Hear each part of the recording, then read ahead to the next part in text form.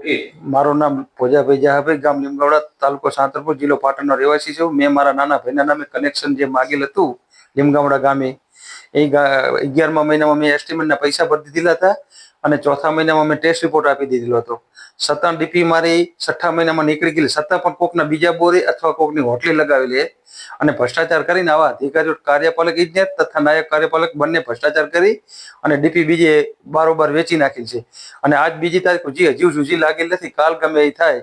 અને બીજો પ્રશ્ન એવો હતો કે બીજા બોરના મેં ચોથા મહિનામાં પૈસા ભરી દીધેલા એસ્ટિમેટના, અને પાછળના 5મા મહિનાના જેને પૈસા ભરાય એમને લાઇટનું કામ થઈ ગયેલું હતું, તાંભલા ને તાર ખેંચાઈ ગયા, અને મારે આજ દિન હજી તાર હજી નથી ખેંચાયા, એ તાંભલા પણ નાખેલ નથી. એમ હા, લાંચ માંગે પણ હું કોઈ દી લાંચ આપતો નથી. એમ એ જ કારણ હોય શકે. બરાબર, કેટલા માંગ્યા હતા? 1500 રૂપિયા થી 5000. બરાબર, એટલે તમે નતા આપ્યા? ના. એટલે 5000 કે 1500? એટલે કનેક્શન ના 5000 માંગે છે અને ટેસ્ટ રિપોર્ટ ના 1500. આવા એવા ભાવ બાંધેલા જ છે ત્યાં. અચ્છા, એટલે તમે નતા આપ્યા ને એટલે આ તમારું લેટ. હા હા. ઓકે.